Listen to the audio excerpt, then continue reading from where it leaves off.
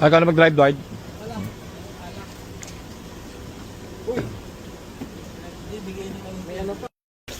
So ito yung binili natin kay sir. So ito sir, buy and sell din. Pero alam nyo, pag kami bibili ng kotse, siguro pampito pa lang sir na mabibili namin na buy and sell. Ang tawag dito, ganda oh, olive green na Explorer. Maganda yung ano ko kay sir, yung vibes ko kay sir.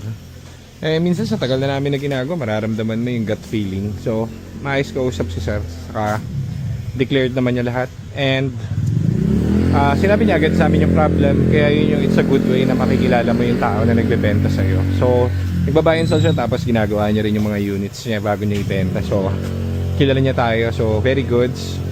Bilhin na natin tong Explorer ni sir. Tapos on to the next tayo, may bibilin tayong isa pang Mazda. Okay, so let's go, bayaran natin.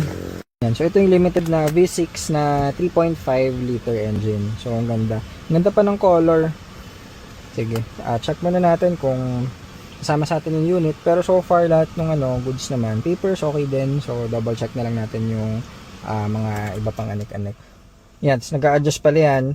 Meron tong may mga setting to guys, yung may mga settings yung upuan niya. May 3 setting yung pwede nyong i-adjust. So pag push start yung ganyan,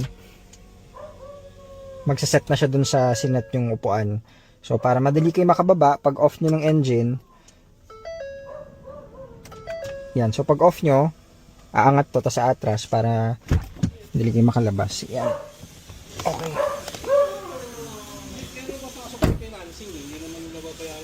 Keyless entry, tapos ito naka picture ka namin sir. Sir, una na kami. Thank you very much. Next time ulit. Pag may Ford. Mamaya bukas. Sige lang sir, pero para send na lang. Direct ako na dito sir. Pag may Ford na lang ulit. Pero kung may Thank you. picture na sa kahit picture ang pauna para Mamaya. Natin, order sa atin, I think 13 o 14. So, kulay na ito, olive green, ano tawag dito? Ginger ale ang kulay na ito sa ganda. Start natin. One click. So, dati dami namin ganito guys. Ito ang mga sinuuna namin mga pinagbebenta. Explorer. So, chinek na natin ang iniscan mo to, malinis. All goods. So, walang ABS, walang check engine, wala lahat. So, ang hinahanap namin pag Explorer guys is yung mga abubots niya.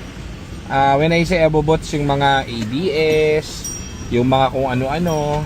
Okay, so yan importante. Tingnan natin ngayon kung bumubukas yung folding, auto folding.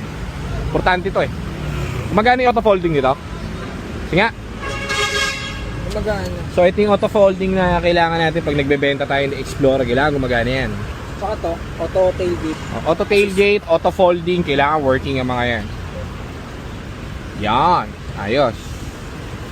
So yung buyer natin ito, hindi ko alam sa ano lang eh, sa Gmail lang nag-email lang sa akin. So sakto may tanggap kami ng mga Explorer. Hindi lang namin matanggap yung mga Explorer natin kasi guys, ano ba tawag dito? Hindi kasya sa parking, pero lahat naman ng Ford kinukuha namin. Okay, so eto nga mas expertise pa nga namin to kesa doon sa ano eh, sa ibang model eh, kasi ito yung mga una namin talagang binibenta.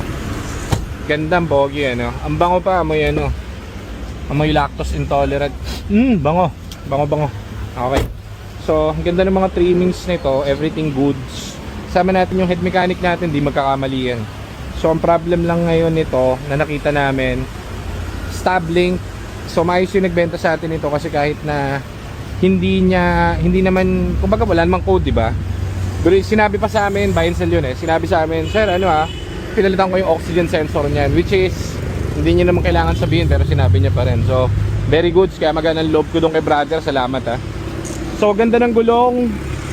Makapal pa. So, uwi na natin to. Pero may ikutan pa tayong isa. May kukuhanin tayong Mazda. Mazda ano yun? 3? Mazda 3. Daanan muna natin.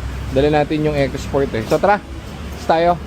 So, hindi ko alam kung magugustuhan niya yung kulay. Aray ko, babalitaan ko kayo. Pero if not, okay lang naman. At least may stock tayo na isang Explorer. Meron pa tayo bukas Explorer na puti. Kukuhanin din natin.